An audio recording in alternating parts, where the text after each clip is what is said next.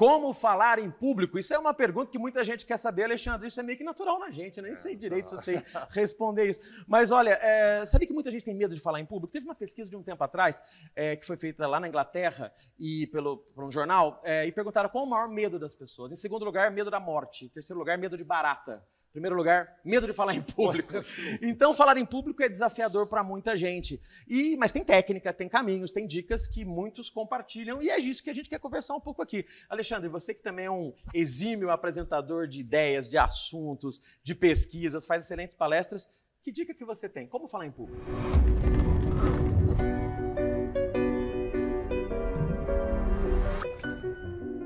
Pois é, né? E é engraçado, porque eu acho que o principal das pessoas é um terror que elas têm, porque acho que flerta com medo da rejeição, todo mundo me observando, é meio assustador para a maioria das pessoas. Mas eu tenho um testemunho, eu sou palestrante profissional, falo em eventos para centenas de pessoas, como o Marcelo também, e eu tenho um testemunho para falar para você.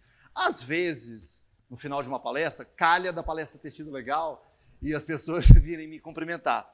E sabe o que eu descubro, Marcelo, quando elas me cumprimentam? Minha mão tá gelada, tá uma pedra de gelo.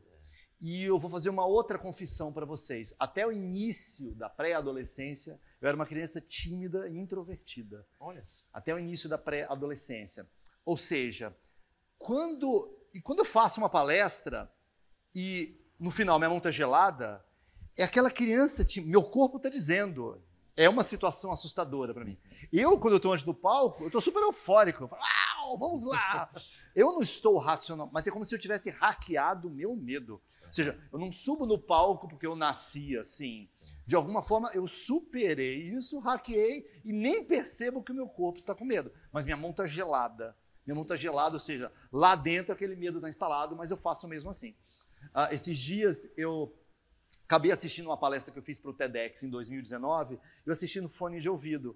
E foi uma palestra que eu me preparei muito, eu estava super preparado, como todo mundo que fez esse TEDx tinha que se preparar muito. Mas quando eu olhei, eu ouvi, né, eu falei, gente, minha respiração está alterada. Ou seja, era um medo ali instalado, assim. Ou seja, mas eu estava preparado e fui com medo, sem medo, nem percebi que eu estava com medo. Então, agora, se isso tudo... não serve ainda de incentivo para você acreditar que você pode. Eu e Marcela, a gente tem uma conhecida cujo caso é mais emblemático ainda. Se chama Stephanie Dias. Sim. Ela tinha uma patologia de criança que se chama mutismo seletivo. Mutismo seletivo é uma espécie de patologia muito rara que normalmente acomete criança, que faz com que essas crianças sejam mudas com todo mundo, exceto com uma pequena categoria de pessoas, normalmente os pais, a mãe, os parentes próximos. Com o resto, ela é muda nas situações sociais. Não profere palavras com o professor, com os amigos, por isso que se chama de mutismo seletivo. E a palestra, e ela, que depois foi uma mentorada do Marcelo, chegou a dar palestras em todo o Brasil, hoje uma menina super desenvolta, e ela tinha essa patologia. Então, assim, se você tem medo de falar em público, eu te entendo, eu já passei por isso, e acredite, é sim possível você vencer o medo de falar em público, você precisa se superar e existem técnicas para isso. E para falar dessas técnicas, ninguém melhor do que o Marcelo, que inclusive dá mentoria de palestrante. Que dica você podia dar, Marcelo? Cara, é engraçado isso, né? As pessoas quando têm medo de falar em público, elas tendem a fugir dessas oportunidades, né? Por exemplo, tem um grupo na escola onde tem que apresentar. É aquela pessoa que tem medo de falar em público diz assim, não, eu digito e você apresenta, né? Inclusive eu já... fiz muitas apresentações de trabalho que eu não preparei, porque eu sempre tive essa facilidade. Mas não pode ser assim. As pessoas que têm medo, elas têm que buscar a oportunidade. Obviamente, algumas numa zona de conforto maior, onde na escola, tal, né, com amigos, depois vai ampliando a dose. Mas é engraçado, Alexandre, que sim, existem muitas técnicas que podem ajudar, só que é fato, quando você começa a fazer aquilo com frequência, isso vai meio que introjetando, sabe? Vai entrando na sua mente de tal forma que parece que você não presta mais atenção nisso e vai no fluxo automático. Eu me lembro que quando eu comecei a carreira de palestrante, eu pivotei, eu hackeei, assim, né? Muitos palestrantes, assisti muitos palestrantes, pessoalmente, vídeo, na época não tinha YouTube, né? Era fita de vídeo do Luiz Marins, do Roberto Chiniachique, e eu ficava prestando atenção como é que eles faziam com a mão, com o gesto, com o tom de voz, e sim, eu comecei a meio que imitar, no sentido de, peraí, o que eles fazem que funciona? Hoje, tem gente que fala, nossa, Marcelo, eu assisti uma palestra sua, você usou várias técnicas. Eu nem sei mais que técnica que eu estou usando, porque já entrou, já está aqui na mente, né? Mas, em linhas gerais, 3 coisas que tem que observar. seria a mensagem, o público e o próprio palestrante. O palestrante tem que se preparar, tem que treinar. Quanto mais conhecedor ele for do assunto, mais ele vai se sentir seguro, né? Então, quanto mais ele ler, pesquisar sobre aquilo, melhor. Se for uma palestra autoral, onde ele desenvolveu o conteúdo, vai ser mais fácil.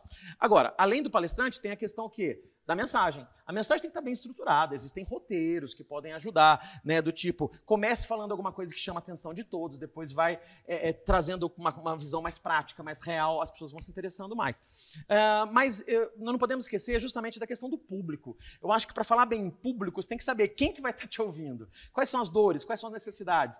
Né? São pessoas mais jovens, mais velhas, são pessoas mais simples, com qual formação. Quando você conhece bem o público, você consegue adaptar, né, não só a linguagem, mas também o conteúdo. Tem públicos que, se você fizer uma fala muito técnica, ninguém entende. Claro. Por outro lado, tem públicos que, se você fizer uma linguagem mais coloquial, eles vão achar muito raso. Então, conhecer o público, para mim, seja talvez uma das principais dicas que eu poderia dar. Legal, Marcelo. E já que você deu dicas, eu queria falar um pouquinho da importância de falar em público, né? Essa é, inclusive, considerada como uma das habilidades do futuro, você ter capacidade de ser persuasivo, de se comunicar, né? Então, eu acho que ela é muito importante para a carreira. E eu vou falar mais. A gente está entrando numa era em que, por exemplo, profissionais liberais, né? Arquiteto, nutricionista, advogado, consultor, eles vão ter praticamente que enfiar a cara, gravar vídeos e aparecer em redes sociais.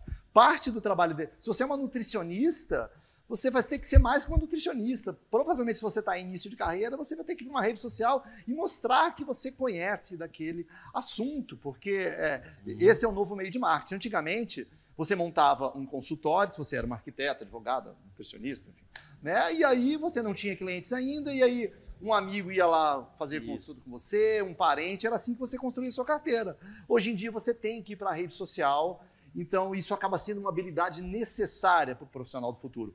Tem muitos empresários, CEOs, que são instados a dar a sua opinião em redes sociais, E eu acho, ao mesmo tempo, um pouco complicado, porque às vezes é o seguinte, às vezes a menina é uma tremenda nutricionista, mas ela é introvertida, ela não tem habilidade tanto de se comunicar, e ela tem que gravar, editar vídeo, falar, vencer a vergonha, e falar muitas vezes para ninguém, nem a madrinha dela vai assistir. Eu sei que é um pouco frustrante, porque a gente vive um mundo em que todo mundo virou produtor de conteúdo. Antigamente tinha conteúdo na Globo, no SBT, na Band e na Record. Entendeu? Então era 5 fontes produzindo conteúdo e todo mundo assistindo. Agora tem 8 bilhões de pessoas produzindo conteúdo, e onde tem excesso de produção vai ter escassez de atenção, né? Então eu entendo essas pessoas, é um desafio. Eu acho que você vai ter mais oportunidades profissionais se você conseguir ter a habilidade de falar em público, mas eu reconheço que nem sempre é justo você julgar, às vezes, um ótimo profissional apenas porque ele não é tão bom de vídeo ou de falar em público assim. Mas fica só o meu recado, assim. Existem pessoas muito boas que não necessariamente têm zilhões de seguidores. Eu compreendo você que tem essa angústia, e muitas vezes a pessoa que é boa de lábia, boa de marketing, não necessariamente é a melhor escolha de profissional para você. Não se influencie demais pelos influenciadores. Tem gente boa demais que é introvertida e elas merecem sua atenção também.